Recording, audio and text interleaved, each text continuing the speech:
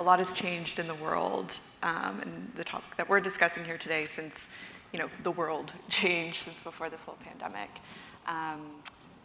There's been, as the climate crisis has intensified, we've been hearing a lot more about sustainable finance, and there's been this increased understanding that money and how it's managed will play a significant role in addressing that crisis.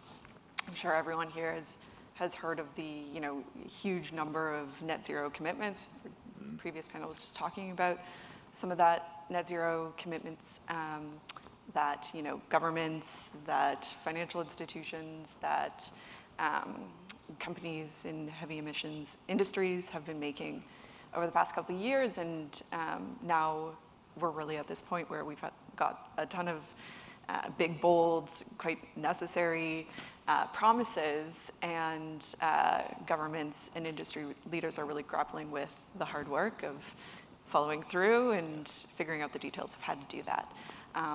So before we get into kind of the nitty-gritty on some of that stuff, I want to start with a simple question that I know does not have a simple answer, but just want to take a step back and talk about what is sustainable finance, why are we here, why are we talking about this, and why does it matter? Thanks, Catherine. And I just want to start by thanking the Public Policy Forum for putting on this event. It's great to be back in person, and it's an honor to be part of this great group of speakers today. It's a great question. You can answer it very simply. What sustainable finance is, it effectively is the allocation of finances, financial decision-making in the context of sustainability. And by sustainability, I mean issues of environmental, social, and governance matters, the ESG that we all hear about, climate change, of course, and of course the whole transition to net zero. And so how capital is moved and mobilized to achieve certain things in that context is at the essence of sustainable finance. And of course that doesn't even capture the whole concept of the future sustainable development goals and the investment required in that. But when we look at the net zero transition, you're absolutely right. There's a lot of commitments being made, commitments by government, commitments by business, corporations, business leaders, and it's substantial. And it's difficult to quantify exactly how much it's going to cost, but there have been attempts, and when we think of how much has happened in the last few years, just in 2021 alone, the estimates are in the range of just under $1 trillion on sustainable financing. And it wasn't that long ago where I was at events where frankly half the audience I don't think we could spell sustainable finance, and so the changes are quite substantial. Estimates in terms of what it's anticipated to cost in the future range from just under $2 trillion to over $9 trillion annually in investments that are required in the sustainable finance area. I mean, pretty broad range, and the anticipation is that that's likely to happen over the next decade. But when you think of that, that means a lot of capital has to be mobilized. And our public sector entities, governments around the world, are not going to be the sole source of financing. So the importance of that sustainable finance piece is mobilizing private investment to achieve the work that's ahead. Right. When we talk about mobilizing capital, away from emissions-intensive activities and assets and towards low-carbon alternatives, a big topic that comes up here is the concept of the just transition.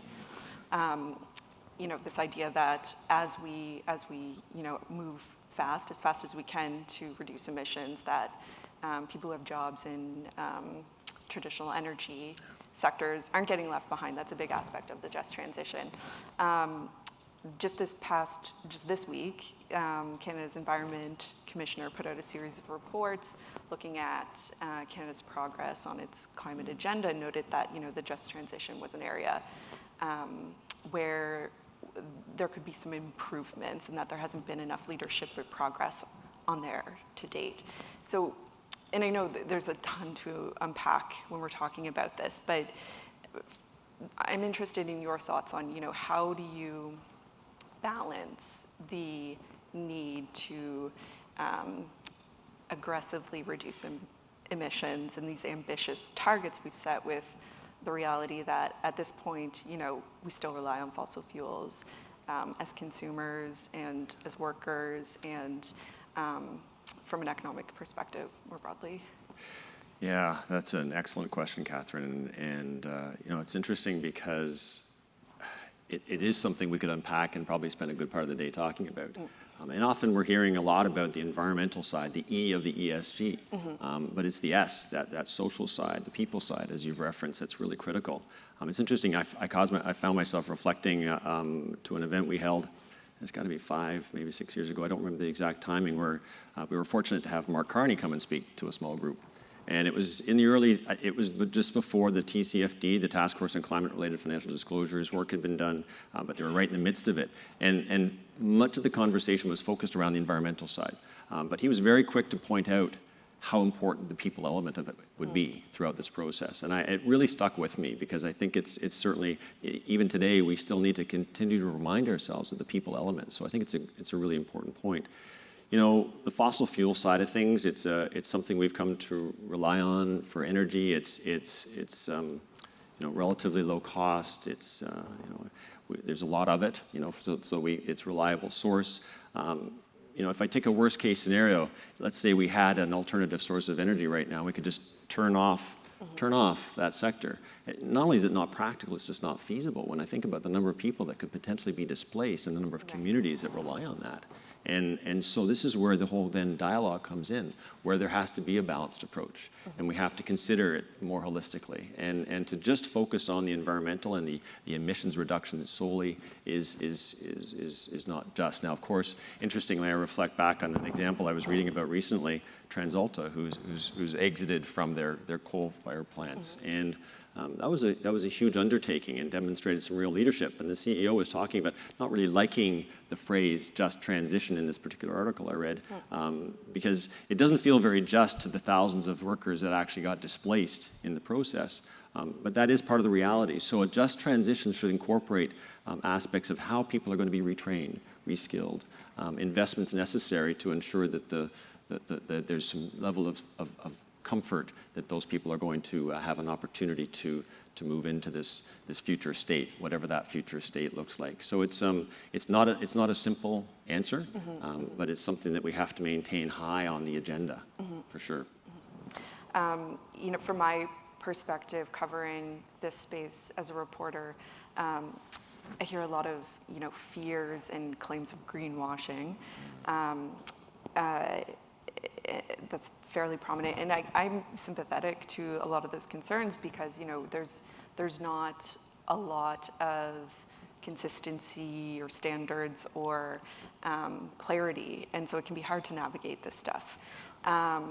Banks are often the targets of these greenwashing allegations, with claims being that increasing financing for fossil fuels and expansion projects, that's inconsistent with climate change policies that they've put out. So what kinds of accountability tools are there now to ensure that there is credibility in transition plans and in sustainable finance initiatives?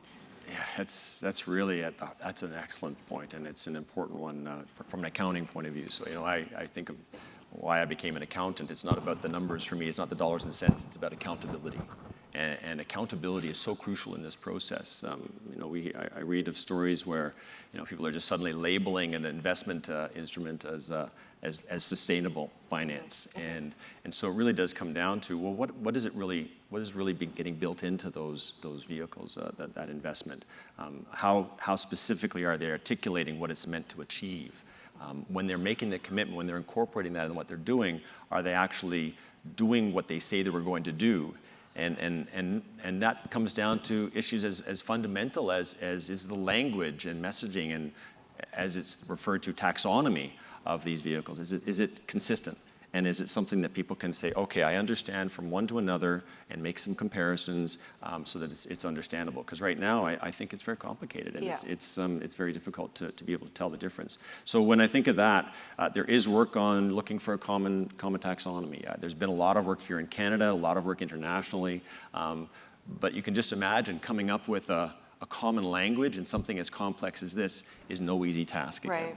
And so the efforts that have been made, we've made progress, but has run into some bumps along the way.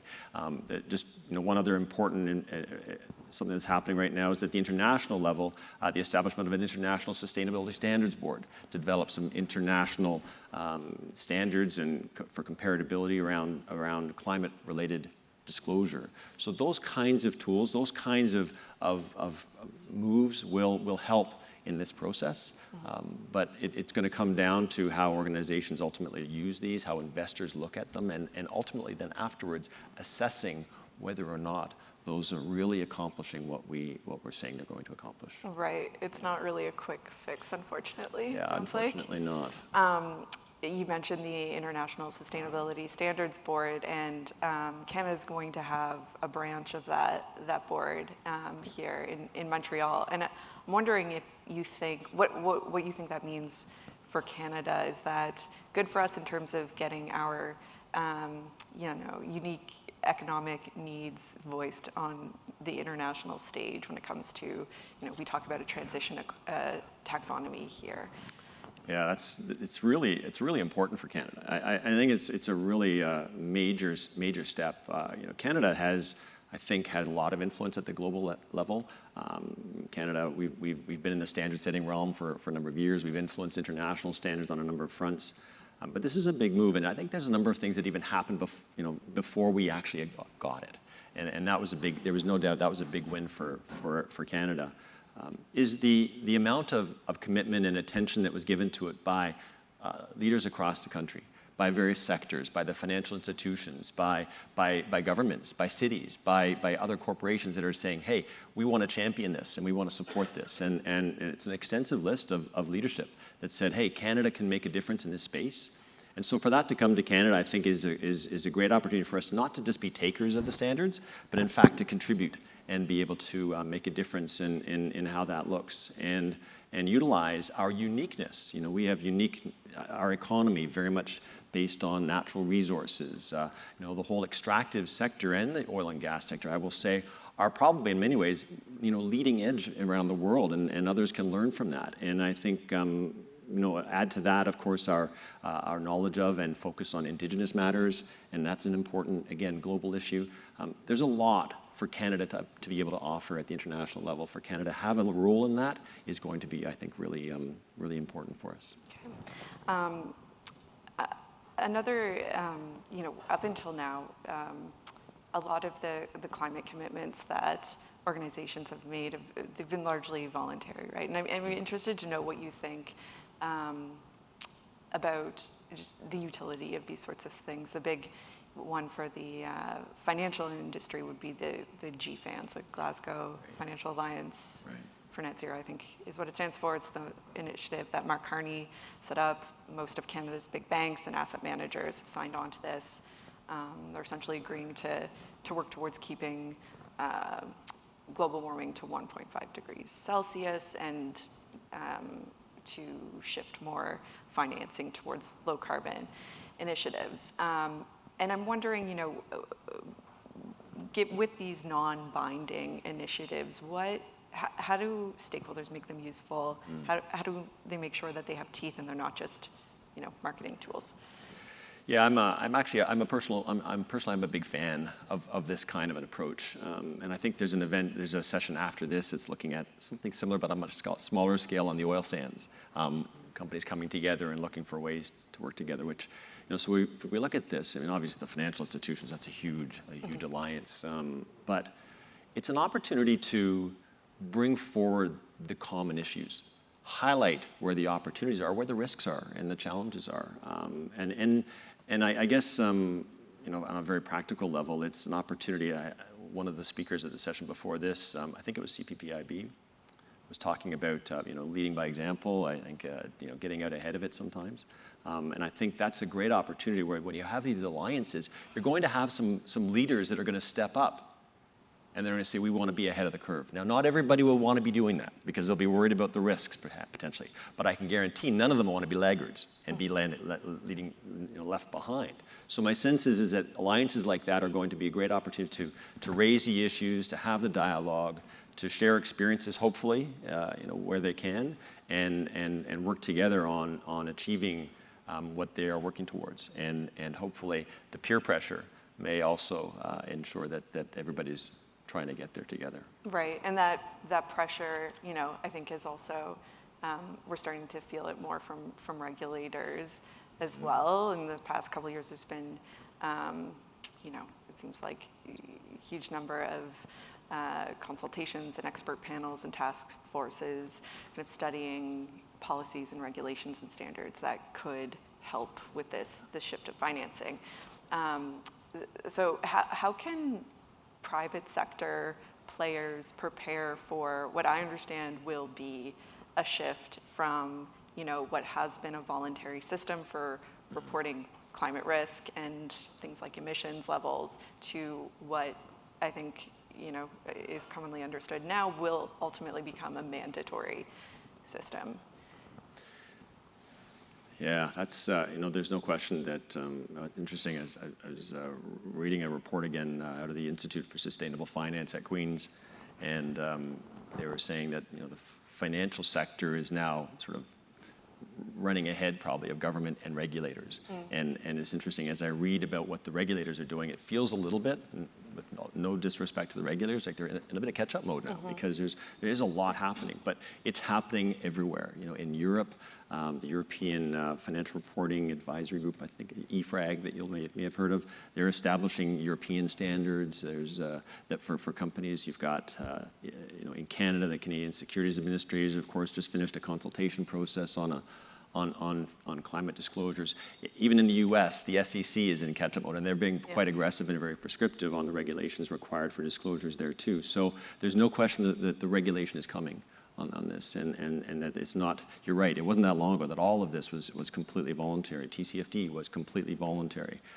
These are going to become requirements where, investors are asking for it, boards of directors are going to be asking for it, and I think private companies, companies, organizations need to make sure they're aware of these changes, educate themselves, get on top of it. It's going to require probably changes in processes internally in terms of how they pull together the information. And back to one of the points you made earlier on, that greenwashing point, it can't be a public relations activity. It can't be about, the positive brand of the organization. They're going to have to disclose the risks and the realities that these organizations are facing. And it's going to be some hard work, but they have to put that hard work in and make sure that they're up for the challenge, because I personally am very much in the same camp as you were mentioning earlier, that to just make these commitments and not live up to the commitments and demonstrate accountability through your reporting is really potentially very problematic, and we have to get on top of that. Right. And as you mentioned, there's a lot of pressure from shareholders now, and this is mostly targeting publicly listed companies. But I don't imagine that privately held companies will get off scot-free on this. They're tangled up in the supply chains of public companies as well. So how should they be thinking about this transition as well? They may not be directly targeted by regulations or standards necessarily, but how should they be adjusting? This is absolutely, that's a great point. I mean, a lot of when we talk about regulations, obviously it tends to side on the public company side of things. But when we look at what needs to be achieved, if we're going to achieve net zero, we're all in. We all have to be in. And I think we can't just rely on the public companies. We can't rely just on public sector. The private companies, the non-public entities across the country, they make up a large proportion of our economy, and so they're definitely going to have to play a role. I would say that when one of the comments that was shared also in the previous session was about the whole supply chain issue. So these large public companies, as they're looking across their whole supply chain, as the public companies are looking to change their business models and where they source products and how they distribute even, that is going to have an impact on their entire ecosystem, the businesses that they deal with. And many of them deal with the private company. So you're going to start to see that filtering down, that ripple effect where the expectations are going to be, if you are going to deal with us, if you're going to supply us, you have to live up to similar expectations as we're living up to.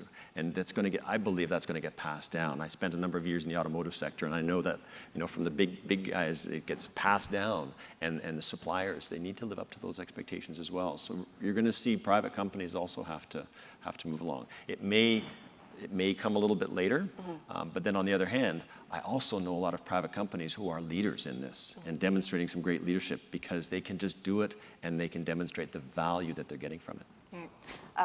Gord, we could go on and on this topic. We're over but time already. I didn't realize. So we got to wrap it up here. Thank you so much. We could talk about this forever, I'm sure, but yeah, well, that's great. Thank you, everyone.